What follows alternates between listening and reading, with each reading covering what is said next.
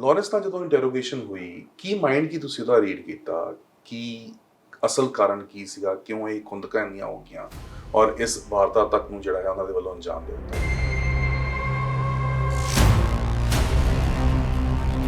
ਕਿ ਇਹ ਜਿਹੜੀ ਕਿਲਿੰਗ ਹੋਈ ਹੈ, it has been the outcome of ਦੀ ਇਹ ਜਿਹੜਾ ਦੋ ਗੈਂਗਾਂ ਦੀ ਆਪਸ 'ਚ ਬੰਬੀਆ ਗੈਂਗ ਤੇ ਲਾਰੈਂਸ ਬਿਸ਼ਨੋਈ ਗੈਂਗ ਦੀ ਆਪਸ ਵਿੱਚ ਜਿਹੜੀ ਲੜਾਈ ਸੀ, ਉਸ ਦਾ ਸਿੱਧੂ ਮੂਸੇਵਾਲ ਵਿਕਟਮ ਬਣਿਆ ਹੈਗਾ। ਬੇਸਿਕਲੀ ਇਹ ਦੋ ਗੈਂਗਾਂ ਦੀ ਲੜਾਈ ਸੀਗੀ ਅਤੇ ਉਸ ਦਾ ਵਰਚਸਵ ਨੂੰ ਕਾਇਮ ਕਰਨ ਲਈ ਇਸ ਵਾਰਦਾਤ ਨੂੰ ਅੰਜਾਮ ਦਿੱਤਾ ਗਿਆ। ਮੂਸੇਵਾਲੇ ਨੂੰ ਕਿਉਂ ਚੂਜ਼ ਕੀਤਾ ਉਹਨੇ?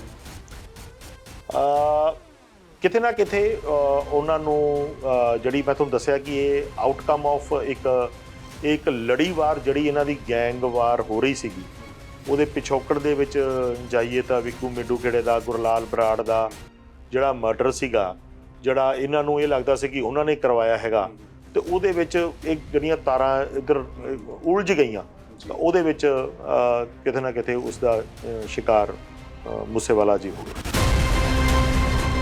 ਔਰ ਵਿੱਕੀ ਮਿੱਡੂ ਖੇੜਾ ਮਰਡਰ ਦੇ ਵਿੱਚ ਇਸ ਨੂੰ ਤੁਸੀਂ ਜਦੋਂ ਕੀਤਾ ਇੰਟਰੋਗੇਟ, ਕੁਝ ਚੀਜ਼ਾਂ ਫੜੀਆਂ ਗਈਆਂ, ਗ੍ਰਿਫਤਾਰੀਆਂ ਹੋਈਆਂ, ਕੀ ਅਸਲ ਸੱਚ ਕੀ ਨਿਕਲ ਕੇ ਸਾਹਮਣੇ ਆਉਂਦਾ ਹੈ ਇਹਦੇ ਪਿੱਛੇ ਦਾ ਕਾਰਨ? ਔਰ ਜੋ ਨਾਲ ਕਨੈਕਸ਼ਨ ਇੱਕ ਪੀਏ ਦਾ ਜੁੜਦਾ ਹੈ ਜਿਹੜਾ ਕਿ ਆਸਟ੍ਰੇਲੀਆ ਦੇ ਵਿੱਚ ਹੈ, ਉਸ ਦੀ ਕਿੰਨੀ ਸੱਚਾਈ ਹੈ? ਬਾਹਰਲੇ ਸ਼ੂਟਰ ਸੀਗੇ ਤਾਂ ਉਹਨਾਂ ਨਾਲ ਜਦੋਂ ਇੰਟਰੋਗੇਸ਼ਨ ਹੋਈ ਤਾਂ ਉਹਨਾਂ ਨੂੰ ਪਤਾ ਸੀ ਇਹ ਚੀਜ਼ ਕਿ ਇਹ ਮੂਸੇਵਾਲਾ ਹੈ ਔਰ ਇਸ ਦੀ ਇੰਨੀ ਪੋਪੂਲੈਰਿਟੀ ਹੈਗੀ ਹੈ, ਜਾਂ ਇੱਕ ਉਹਨਾਂ ਨੂੰ ਸਿਰਫ ਇੱਕ ਟਾਰਗੇਟ ਦੇ ਕੇ ਇੱਥੇ ਲੈ ਕੇ ਆਏ ਹੋਏ ਸੀ? ਕਿ ਮੰਦਭਾਗੀ ਗੱਲ ਹੈ ਜਿਹੜੀ ਹੈਗੀ, ਪਰ ਇਹ ਸੱਚ ਹੈ। ਬਥੇਰਿਆਂ ਨੂੰ ਨਹੀਂ ਪਤਾ ਸੀਗਾ ਕਿ ਮੂਸੇਵਾਲਾ ਪੰਜਾਬ ਦੀ ਧਰਤੀ ਦਾ ਬਹੁਤ ਉੱਘਾ ਤੇ ਨਾਮੀ ਸਿੰਗਰ ਹੈਗਾ ਤੇ ਅੱਛਾ ਮਤਲਬ ਪੰਜਾਬ ਲਈ ਨਾਮਣਾ ਖੱਟ ਰਿਹਾ ਸੀਗਾ ਦੁਨੀਆ ਦੀ ਸਟੇਜ ਦੇ ਉੱਤੇ। ਤੇ ਉਹਨਾਂ ਨੂੰ ਜਿਸ ਤਰ੍ਹਾਂ ਮਹਾਰਾਸ਼ਟਰ ਦੇ ਸ਼ੂਟਰ ਸੀਗੇ ਉਹਦੇ ਵਿੱਚ, ਉਹਨਾਂ ਨੂੰ ਇਸ ਬਾਰੇ ਉਹਨਾਂ ਨੂੰ ਗਲਤਫਹਿਮੀ ਵਿੱਚ ਰੱਖ ਕੇ ਹੀ ਇਹ ਕੰਮ ਬਹੁਤ ਮੰਦਭਾਗੀ ਘਟਨਾ ਕਰਵਾਈ ਗਈ। ਮੂਸੇਵਾਲੇ ਦੇ ਮਰਡਰ ਤੋਂ ਬਾਅਦ ਜੱਗੂ ਭਗਵਾਨਪੁਰੀਆ ਔਰ ਲਾਰੈਂਸ ਗੈਂਗ ਦੇ ਵਿੱਚ ਕਿਉਂ ਰਿਫਟ ਪੈ ਜਾਂਦਾ ਹੈ? ਕਿਉਂ ਇੱਕ ਖੂਨੀ ਝੜਪ ਜਿਹੜੀ ਹੈਗੀ ਆ ਉਹ ਜੇਲ੍ਹ ਦੇ ਵਿੱਚ ਹੀ ਹੋ ਜਾਂਦੀ? ਅੱਡ ਇਹਨਾਂ ਦਾ ਜਿਹੜਾ ਮਨਸੂਬੇ ਹੁੰਦੇ ਨੇ, ਦੇਖੋ ਮਨਸੂਬੇ ਤਾਂ ਨਾਪਾਕ ਨੇ ਇਹਨਾਂ ਦੇ ਕੋਈ ਸਾਫ਼ ਸੁਥਰੇ ਮਨਸੂਬੇ ਤਾਂ ਹੈ ਨਹੀਂ। ਤਾਂ ਕਿਸੇ ਨਾਲ ਕਿਤੇ ਨਾ ਕਿਤੇ ਕਿਸੇ ਸਟੇਜ ਤੇ ਇਹਨਾਂ ਦਾ ਆਪਸ ਦੇ ਵਿੱਚ ਵਿਰੋਧ ਤਾਂ ਹੁੰਦਾ ਹੀ। ਜੀ ਇਹ ਲਾਰੈਂਸ ਗੈਂਗ ਕਹਿੰਦੀ ਕਿ ਜੱਗੂ ਭਗਵਾਨਪੁਰੀ ਆਉਣੀ ਨਸ਼ੇ ਦਾ ਕਾਰੋਬਾਰ ਕਰ ਰਹੇ ਨੇ, ਇਸ ਕਰਕੇ ਅਸੀਂ ਇਹ ਰਿਫਟ ਆਇਆ ਹੈ ਔਰ ਅਸੀਂ ਬਾਰ-ਬਾਰ ਸਮਝਾਇਆ ਵੀ ਕਿ ਨਸ਼ੇ ਦਾ ਕਾਰੋਬਾਰ ਨਾ ਕਰੋ। ਇਹ ਕਹਿ ਕੇ ਲਾਰੈਂਸ ਬਿਸ਼ਨੋਈ ਆਪਣੇ ਜਿਹੜੇ ਉਹਦੇ ਆਪਦੇ ਇਲੀਗਲ ਕੰਮ ਹੈ ਉਹਨਾਂ ਤੋਂ ਨਹੀਂ ਹੱਥ ਧੋ ਸਕਦਾ। ਬੇਸਿਕਲੀ ਜੇ ਨਸ਼ਾ ਨਹੀਂ ਤਾਂ ਕਿਲਿੰਗਸ ਦੇ ਵਿੱਚ ਇਨਵੋਲਵਡ ਹੈ, ਦੇ ਆਰ ਇਕੁਅਲੀ ਬੈਡ। ਇਹ ਵੀ ਚਰਚਾ ਹੁੰਦੀ ਹੈ ਕਿ ਇਹ ਫੇਕ ਐਨਕਾਊਂਟਰ ਹੈ, ਜਿਹੜਾ ਇੱਕ ਨਾਮ ਜੁੜ ਜਾਂਦਾ ਹੈ ਕਿ ਇਹ ਫੇਕ ਐਨਕਾਊਂਟਰ ਹੈ। ਕਿਵੇਂ ਦੇਖਦੇ ਹੋ ਇਸ ਨੂੰ? ਕਹਿੰਦੇ ਕਿ ਮੌਕਾ ਦਿੱਤਾ ਜਾ ਸਕਦਾ ਸੀਗਾ, ਐਨਕਾਊਂਟਰ ਤੋਂ ਜਿਹੜਾ ਹੈ ਉਹ ਬਚਾਇਆ ਜਾ ਸਕਦਾ ਸੀਗਾ, ਪਰ ਇਹ ਪੁਲਿਸ ਜਾਣਬੁੱਝ ਕੇ ਫੇਕ ਐਨਕਾਊਂਟਰ ਹੈ। ਮੂਸੇਵਾਲਾ ਹੋਰਾਂ ਦੇ ਮਰਡਰ ਦੇ ਵਿੱਚ ਜਿਹੜੇ ਇਨਵੋਲਵ ਹੋਏ, ਜਿਹੜੇ ਭਖਨਾ ਪਿੰਡ ਦੇ ਵਿੱਚ ਐਨਕਾਊਂਟਰ ਹੋਇਆ, ਉੱਥੇ ਮੈਨੂੰ ਕਹਿਣ ਦੀ ਲੋੜ ਨਹੀਂ, ਸਾਰਾ ਮੀਡੀਆ ਗਲੇਰ ਉੱਥੇ ਦੇ ਵਿੱਚ ਉਹਦੀ ਮੀਡੀਆ ਦੀ ਇੱਕ ਤਰ੍ਹਾਂ ਦੀ ਅੱਖ ਥੱਲੇ ਇਹ ਐਨਕਾਊਂਟਰ ਚੱਲਿਆ, ਜਿਸ ਨੂੰ ਤੁਸੀਂ ਦੇਖਿਆ ਹੋਣਾ ਸਾਡੇ ਅਫਸਰ ਉਸ ਨੂੰ ਬਾਰ-ਬਾਰ ਸਰੈਂਡਰ ਕਰਨ ਲਈ ਉਹਨਾਂ ਨੂੰ ਦੋਨਾਂ ਨੂੰ ਮੰਨੋ ਤੇ ਗੁੱਸੇ ਨੂੰ ਕਹਿ ਰਹੇ ਸੀ, ਜਿਸ ਦੇ ਬਾਵਜੂਦ ਉਹਨਾਂ ਵੱਲੋਂ ਅਸਾਲਟ ਦੀ ਫਾਇਰਿੰਗ ਕਰਦੀ।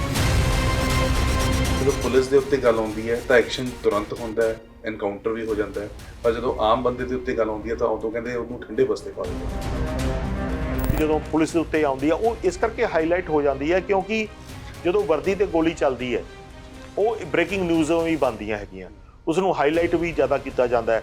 ਫਿਰ ਜਦੋਂ ਉਹਦਾ ਸਕਸੈਸ ਹੋ ਜਾਂਦਾ ਤਾਂ ਉਹਨੂੰ ਹੀ ਸਿਰਫ ਅੱਗੇ ਕੱਢ ਕੇ ਰੱਖਿਆ ਜਾਂਦਾ, ਜਿਸ ਨਾਲ ਇੱਕ ਥੋੜ੍ਹੀ ਜਿਹੀ ਭ੍ਰਾਂਤੀ ਜੀ ਬਣ ਜਾਂਦੀ ਹੈ ਕਿ ਪੁਲਿਸ ਜਦੋਂ ਆਪਦੇ ਤੇ ਆਉਂਦੀ ਹੈ ਤਾਂ ਹੀ ਐਕਟ ਕਰਦੀ ਹੈ।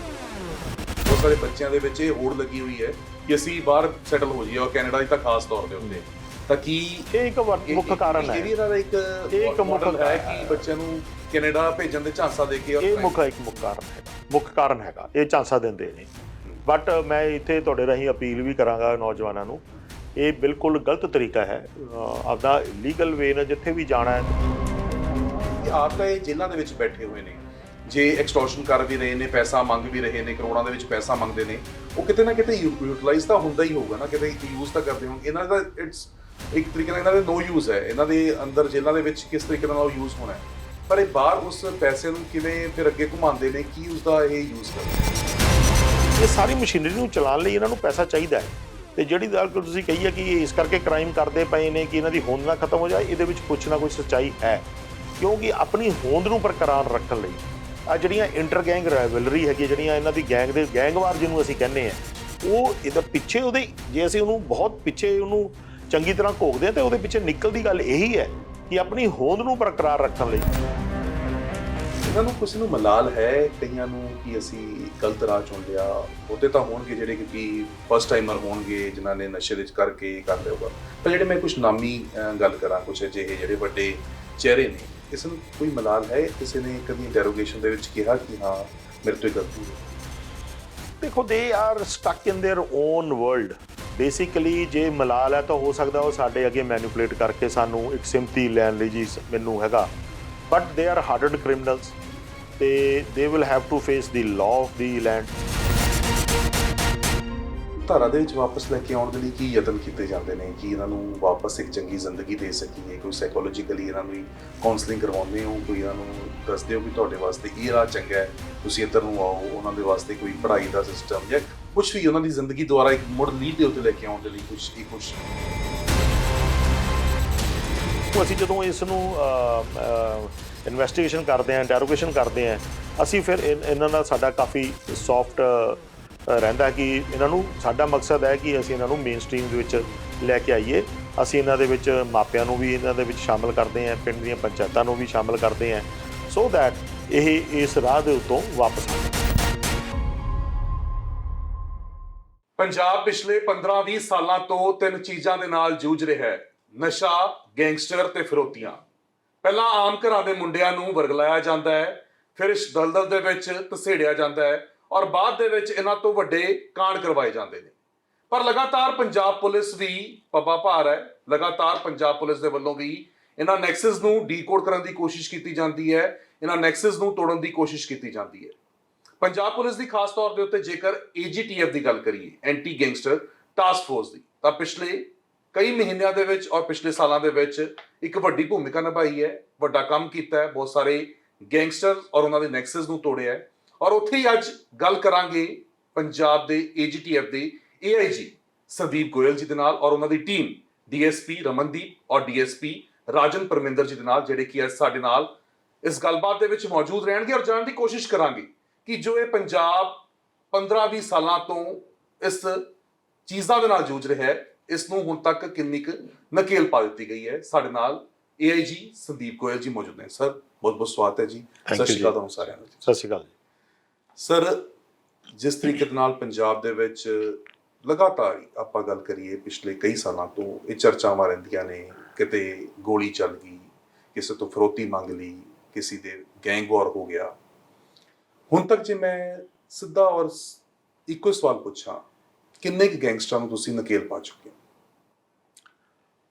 ਜਿਸ ਤਰ੍ਹਾਂ ਤੁਸੀਂ ਇਹ ਦੱਸਿਆ ਹੈਗਾ ਕਿ ਗੈਂਗਸਟਰਿਜ਼ਮ ਦੀ ਜਿਹੜੀ ਪ੍ਰੋਬਲਮ ਹੈਗੀ ਹੈ, ਪਿਛਲੇ ਇੱਕ ਦਹਾਕੇ ਤੋਂ ਇਸ ਪੰਜਾਬ ਇਸ ਤੋਂ ਜੂਝ ਰਿਹਾ ਸੀਗਾ।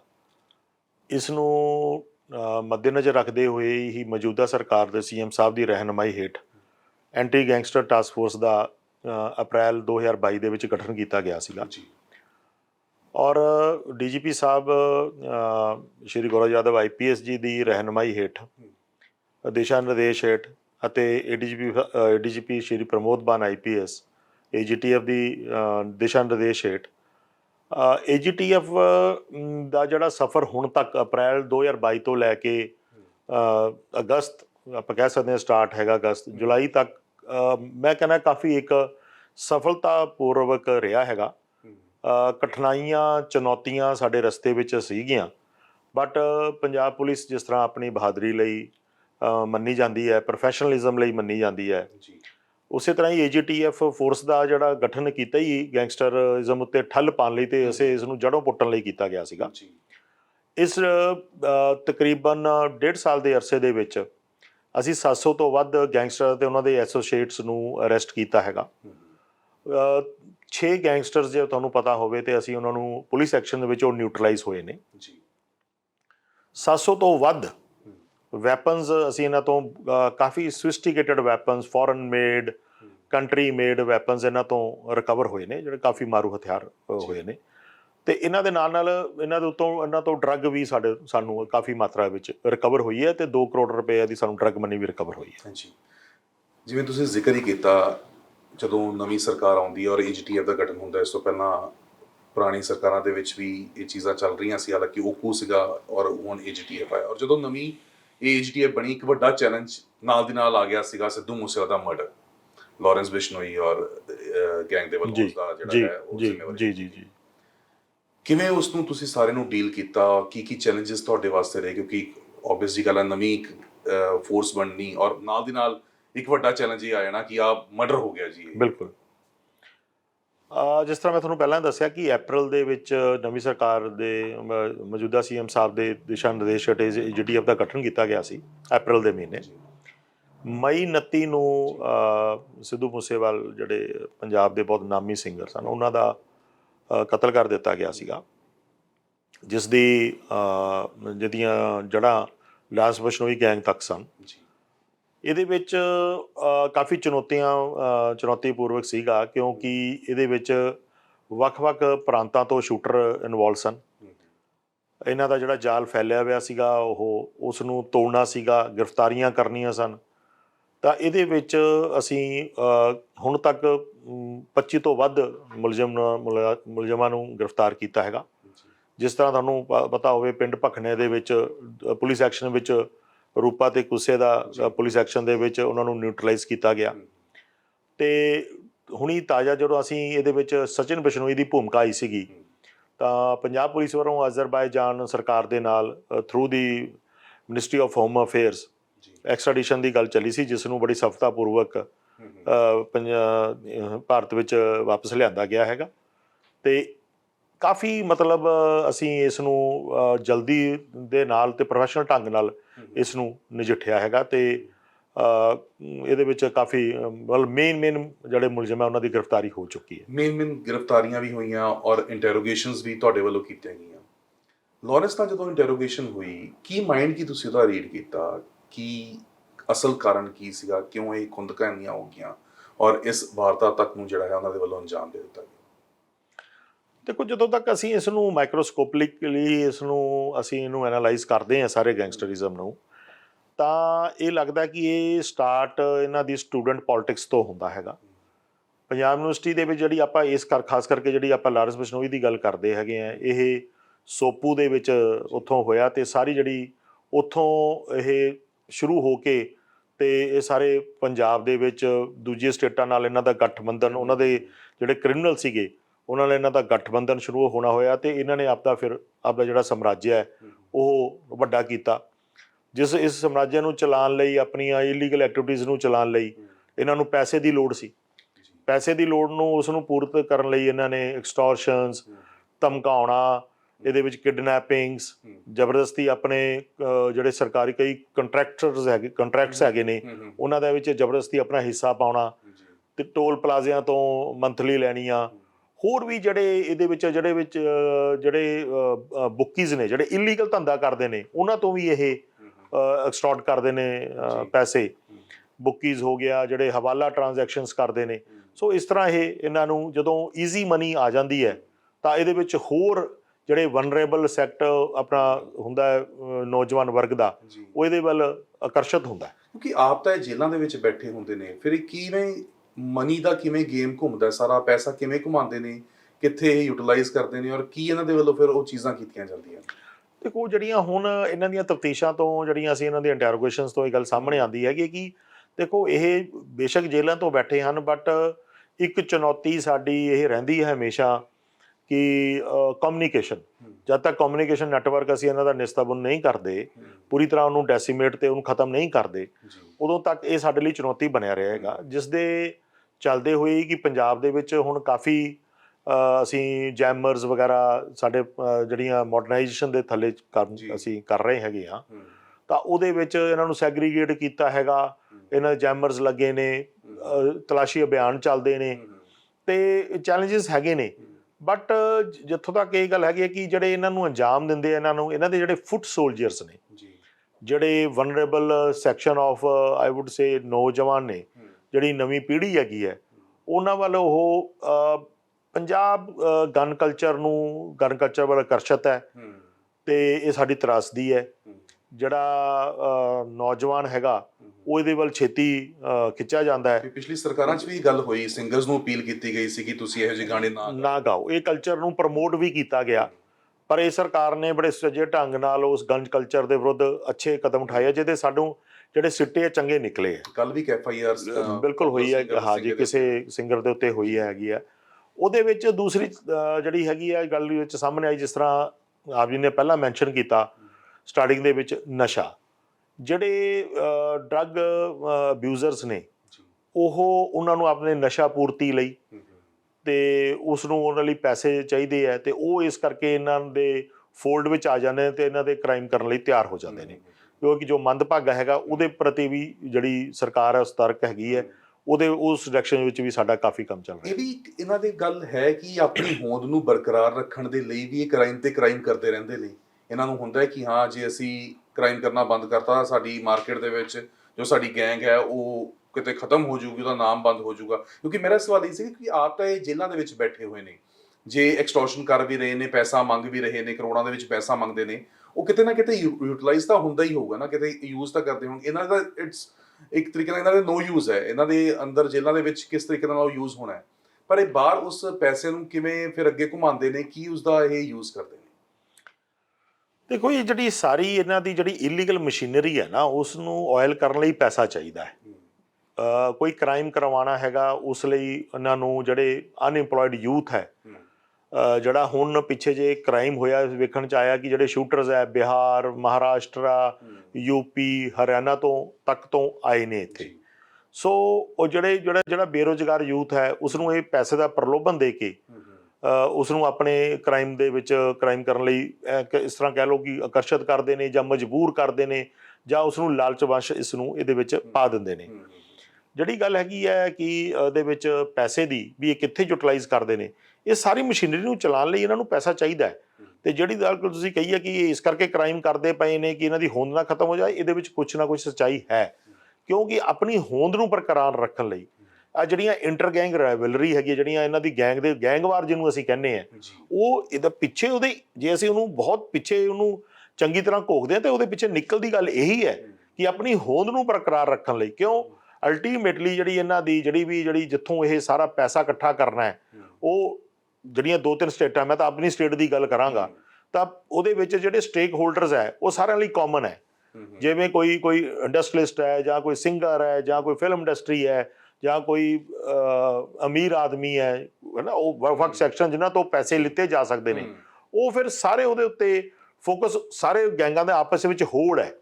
ਤਾਂ ਉਹਦੇ ਵਿੱਚ ਜਿਹੜੀ ਇਹ ਕ੍ਰਾਈਮ ਕਰਦੇ ਨੇ ਉਹ ਲੋਕਾਂ ਨੂੰ ਡਰਾਉਣ ਲਈ, ਸੋ ਦੈਟ ਦੇ get they are afraid of them, ਤੇ ਉਸ ਦੇ ਵਿੱਚ ਇਹ ਉਹਨਾਂ ਨੂੰ ਛੇਤੀ ਉਹਨਾਂ ਨੂੰ ਐਕਸਟੋਰਸ਼ਨ ਟਾਰਗੇਟ ਕਾਮਨ ਹੈ ਨਾ ਸਾਰਿਆਂ ਦਾ। ਆਫ ਕੋਰਸ ਟਾਰਗੇਟਸ ਕਾਮਨ ਹੈ, ਕਿਉਂਕਿ ਅਗਰ ਆਪਾਂ ਪੰਜਾਬ ਦੀ ਗੱਲ ਕੀਤੀ ਜਾਵੇ ਤਾਂ ਪੰਜਾਬ ਇੱਕ ਦੇਖਿਆ ਜਾਵੇ ਤਾਂ ਛੋਟਾ ਸੂਬਾ ਹੈਗਾ, ਤੇ ਮਾਲਵਾ, ਮਾਝਾ, ਅਸੀਂ ਦੁਆਬਾ ਦੀਆਂ ਡਿਸਟਿੰਕਸ਼ਨਸ ਤਾਂ ਕਰਦੇ ਹੈਗੇ ਆ, but the distances are not that much. ਤਾਂ ਉਹ ਫਿਰ ਇੱਕ ਦੂਜੇ ਨਾਲ ਇਨਫੋਰਮੇਸ਼ਨ ਸ਼ੇਅਰਿੰਗ, ਆਪਣਾ ਨੈਕਸਸ, ਕੋਈ ਮੋਗੇ ਦੇ ਜੁੜ ਗਏ ਮਾਝੇ ਨਾਲ, ਮਾਝੇ ਵਾਲੇ ਜੁੜ ਗਏ ਦੁਆਬੇ ਨਾਲ, ਸੋ ਇਸ ਤਰ੍ਹਾਂ ਮਾਲਵੇ ਦੇ ਨਾਲ, ਤਾਂ ਉਹਦੇ ਨਾਲ ਇਹ ਇੱਕ ਦੂਜੇ ਨੂੰ ਆਪਣੇ ਫੁੱਟ ਸੋਲਜਰਸ ਲੈਂਡ ਕਰਨ ਲਈ, ਬੇਸਿਕਲੀ ਤਾਂ ਆਪਣੇ ਇਲੀਗਲ ਐਕਟੀਵਿਟੀਜ਼ ਨੂੰ ਇਹ ਕੈਰੀ ਔਨ ਕਰਨ ਲਈ, it's basically an easy money. So ਉਸ ਵਿੱਚ ਹੁਣ ਇਹ ਕਾਫੀ ਨਾਰਕੋਟਿਕਸ ਦੇ ਵਿੱਚ ਵੀ ਪੈ ਗਏ ਨੇ, ਐਕਸਟੋਰਸ਼ਨਸ ਤੋਂ ਇਹ ਨਾਰਕੋਟਿਕਸ ਵੱਲ ਆ ਗਏ ਨੇ, ਕਿਲਿੰਗਸ ਵਿੱਚ ਆ ਗਏ ਨੇ, ਸੋ ਦੈਟ ਇੱਕ ਭੈ ਦਾ ਮਾਹੌਲ ਕ੍ਰੀਏਟ ਕਰਕੇ ਅਸੀਂ ਲੋਕਾਂ ਤੋਂ ਛੇਤੀ ਐਕਸਟ੍ਰੈਕਟ ਕਰ ਸਕਦੇ। ਤੁਹਾਡੇ ਕੋਲ ਕੋਈ ਅਜਿਹਾ ਕੇਸ ਵੀ ਆਇਆ ਜਿਸ ਦੇ ਵਿੱਚ ਕੋਈ ਵਿਅਕਤੀ, ਕੋਈ ਪਾਰਟੀ 2-3 ਗੈਂਗਸਟਰਸ ਦੀ ਵੱਖ-ਵੱਖ ਜਿਹੜੀਆਂ ਉਹਨਾਂ ਦੀਆਂ ਜਥੇਬੰਦੀਆਂ, ਉਹਨਾਂ ਦਾ ਟਾਰਗੇਟ ਬਣੀ ਹੋਵੇ ਕਿ ਪਹਿਲਾਂ ਇੱਕ ਉਹ ਵੀ ਗੈਂਗ ਨੂੰ ਪੈਸੇ ਦਿੱਤੇ, ਫਿਰ ਉਸ ਤੋਂ ਬਾਅਦ ਦੂਸਰੀ ਗੈਂਗ ਨੂੰ ਵੀ ਦਿੱਤੇ, ਫਿਰ ਤੀਸਰੀ ਨੂੰ ਵੀ ਦਿੱਤੇ? ਪੈਸੇ ਦਿੱਤੇ ਗੈਂਗ ਦਾ ਵਿੱਚ ਨਹੀਂ ਮੈਂ ਕਹਿ ਸਕਦਾ, but then Punjabi by nature are brave people, ਅਸੀਂ ਬਹਾਦਰ ਕੌਮ ਹੈਗੇ ਆ। ਸਾਡੇ ਕੋਲੇ ਇਨਫੋਰਮੇਸ਼ਨ ਆਉਂਦੀ ਹੈ ਵੀ ਜਿਹੜੇ ਤੁਸੀਂ ਸੋਚੋ ਕਿ ਆਮ ਪਬਲਿਕ ਜਿਹੜੀ ਹੈਗੀ ਹੈ, ਕੋਈ ਬੰਦਾ ਡਰਿਆ ਹੈਗਾ, ਸਹਿਮ ਦਾ ਮਾਹੌਲ ਹੈ, ਐਸਾ ਕੁਝ ਨਹੀਂ ਹੈ। ਸਰਕਾਰ ਪੂਰੀ ਪਰਪੱਖ ਹੈਗੀ ਹੈ, AGTF ਹੈ, ਫੀਲਡ ਯੂਨਿਟ ਸਾਡੇ ਲਗਾਤਾਰ ਇਹਦੇ ਵਿੱਚ ਲੱਗੇ ਨੇ। ਜਿਹੜੀਆਂ ਆਪਾਂ ਐਕਸਟੋਰਸ਼ਨ ਕਾਲਸ ਦੀ ਗੱਲ ਕਰਦੇ ਹਾਂ, ਇੱਥੇ ਮੈਂ ਤੁਹਾਡੇ ਮਾਧਿਅਮ ਰਾਹੀਂ ਬਿਲਕੁਲ ਕਲੀਅਰ ਕਰ ਦੇਣਾ ਚਾਹੁੰਦਾ ਕਿ 95% of the extortion calls are fake. ਇਹ ਨਾਮੀ ਗੈਂਗਸਟਰਾਂ ਦਾ, ਜਿਹਨਾਂ ਨੂੰ ਨਾਮੀ ਤਾਂ ਨਹੀਂ ਮੈਂ ਕਹਿ ਸਕਦਾ, ਜਿਹੜੇ ਬਦਨਾਮ ਨੇ ਗੈਂਗਸਟਰਸ, ਉਹਨਾਂ ਦਾ ਨਾਮ ਲੈ ਕੇ ਫਰੌਤੀਆਂ ਮੰਗਦੇ ਨੇ। ਮੈਂ ਨਾਮ ਉਹਨਾਂ ਨੂੰ ਗਲੈਮਰਾਈਜ਼ ਵੀ ਨਹੀਂ ਕਰਨਾ ਚਾਹੁੰਦਾ ਕਿ ਉਹਨਾਂ ਦਾ ਨਾਮ ਲਵਾਂ, ਬਟ ਫਰਜ਼ੀਵਾੜਾ ਹੈਗਾ, ਕਿਉਂਕਿ ਈਜ਼ੀ ਮਨੀ ਲਈ ਸਾਨੂੰ ਉਹਦੇ ਵਿੱਚ ਬਹੁਤ ਸਕਸੈਸ ਹੈਗੀ ਹੈ। ਅਸੀਂ ਬਹੁਤ ਜਿਹੜੇ ਇਹ ਐਕਸਟੋਰਸ਼ਨ ਕਾਲ ਵਾਲੇ ਜਿਹੜੇ ਹੈਗੇ ਆ ਉਹਨਾਂ ਨੂੰ ਫੜਿਆ ਹੈਗਾ, ਉਹਨਾਂ ਨੂੰ ਅਰੈਸਟ ਕੀਤਾ ਹੈਗਾ, ਔਰ ਜਿਹੜੇ ਓਰੀਜਨਲ ਵੀ ਹੈਗੇ ਆ, ਕਿਉਂਕਿ ਇਹ ਆਪ ਤਾਂ ਬਾਹਰ ਬੈਠੇ ਨੇ ਜਾਂ ਜੇਲ੍ਹਾਂ 'ਚ ਬੈਠੇ ਨੇ, ਇਹਨਾਂ ਦੇ ਜਿਹੜੇ ਫੁੱਟ ਸੋਲਜਰਸ ਇਸ ਨੂੰ ਅੰਜਾਮ ਦਿੰਦੇ ਨੇ, ਉਹਨਾਂ ਪ੍ਰਤੀ ਵੀ ਸਾਡੇ ਕੋਲ ਕਾਫੀ ਸਕਸੈਸ ਹੈਗਾ। ਤੁਸੀਂ ਜਿਵੇਂ ਸ਼ੁਰੂਆਤ ਦੇ ਵਿੱਚ ਜ਼ਿਕਰ ਕੀਤਾ ਕਿ 700 ਦੇ ਕਰੀਬ ਜਿਹੜੇ ਤੁਸੀਂ ਇਸ ਟੈਨਿਓਰ ਦੇ ਵਿੱਚ AGTF ਜਦ ਦੁਰਘਟਨਾ ਹੋਈ ਹੈ, ਔਰ ਉਹ ਗੈਂਗਸਟਰ ਤੁਸੀਂ ਫੜੇ ਨੇ, ਕੁਝ ਨਿਊਟਰਲਾਈਜ਼ ਵੀ ਕੀਤੇ, ਇਹਨਾਂ ਨੂੰ ਕਿਸੇ ਨੂੰ ਮਲਾਲ ਹੈ ਕਈਆਂ ਨੂੰ ਕਿ ਅਸੀਂ ਗਲਤ ਰਾਹ ਚੁਣ ਲਿਆ? ਬਹੁਤੇ ਤਾਂ ਹੋਣਗੇ ਜਿਹੜੇ ਕਿਉਂਕਿ ਫਸਟ ਟਾਈਮਰ ਹੋਣਗੇ ਜਿਨ੍ਹਾਂ ਨੇ ਨਸ਼ੇ ਦੇ ਵਿੱਚ ਕਰਕੇ ਕਰ ਲਿਆ ਹੋਗਾ, ਪਰ ਜਿਹੜੇ ਮੈਂ ਕੁਝ ਨਾਮੀ ਗੱਲ ਕਰਾਂ, ਕੁਝ ਅਜਿਹੇ ਜਿਹੜੇ ਵੱਡੇ ਚਿਹਰੇ ਨੇ, ਕਿਸੇ ਨੂੰ ਕੋਈ ਮਲਾਲ ਹੈ? ਕਿਸੇ ਨੇ ਕਦੀ ਇੰਟਰੋਗੇਸ਼ਨ ਦੇ ਵਿੱਚ ਕਿਹਾ ਕਿ ਹਾਂ ਮੇਰੇ ਤੋਂ ਇਹ ਗਲਤੀ ਹੋ ਗਈ? ਦੇਖੋ, they are stuck in their own world basically. ਜੇ ਮਲਾਲ ਹੈ ਤਾਂ ਹੋ ਸਕਦਾ ਉਹ ਸਾਡੇ ਅੱਗੇ ਮੈਨੀਪੂਲੇਟ ਕਰਕੇ ਸਾਨੂੰ ਇੱਕ ਸਿੰਪਥੀ ਲੈਣ ਲਈ ਜੀ ਮੈਨੂੰ ਹੈਗਾ, ਬਟ ਦੇ ਆਰ ਹਾਰਡਡ ਕ੍ਰਿਮੀਨਲਸ ਤੇ they will have to face the law of the land, ਤੇ ਉਹਨਾਂ ਨੂੰ ਸਖਤ ਸਜ਼ਾ, ਕੋਰਟਾਂ ਨੇ ਜੋ ਮੁਨਾਸਿਬ ਸਜ਼ਾਵਾਂ ਦੇਣੀ ਹੈ ਤਾਂ ਉਹ ਅਸੀਂ ਉਹਨਾਂ ਨੂੰ ਇੱਕ ਅੱਛਾ ਕੇਸ ਬਣਾ ਕੇ ਕੋਰਟਾਂ ਦੇ ਵਿੱਚ ਪੇਸ਼ ਕਰਦੇ ਹਾਂ। ਉਹਨਾਂ ਨੂੰ ਆਪੇ ਇਹਨਾਂ ਦਾ ਲੱਕ ਟੁੱਟੂਗਾ ਉਹਦੇ ਨਾਲ।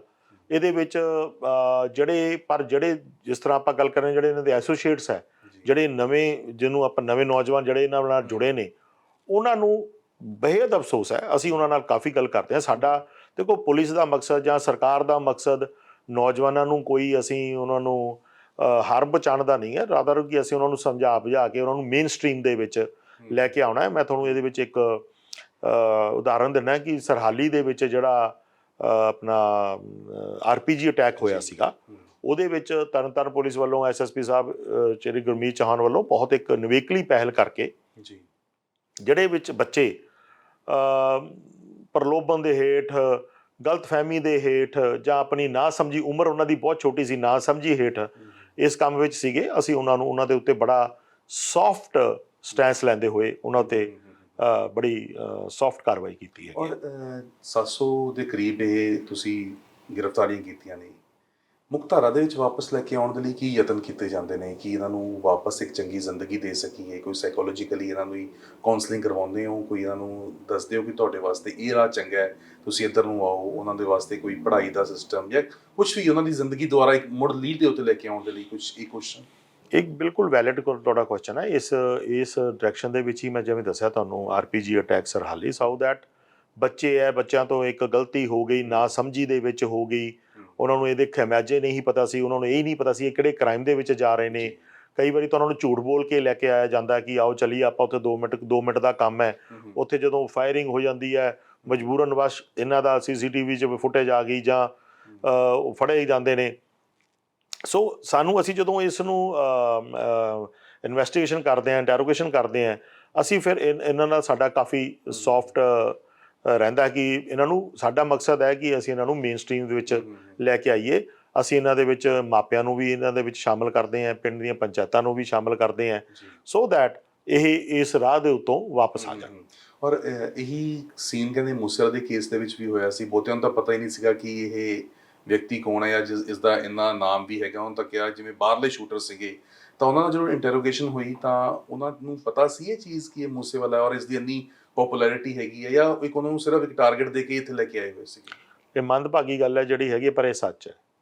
ਬਥੇਰਿਆਂ ਨੂੰ ਨਹੀਂ ਪਤਾ ਸੀਗਾ ਕਿ ਮੂਸੇਵਾਲਾ ਪੰਜਾਬ ਦੀ ਧਰਤੀ ਦਾ ਇੱਕ ਬਹੁਤ ਉੱਘਾ ਤੇ ਨਾਮੀ ਸਿੰਗਰ ਹੈਗਾ, ਤੇ ਅੱਛਾ ਮਤਲਬ ਪੰਜਾਬ ਲਈ ਨਾਮਣਾ ਖੱਟ ਰਿਹਾ ਸੀਗਾ ਦੁਨੀਆ ਦੀ ਸਟੇਜ ਦੇ ਉੱਤੇ।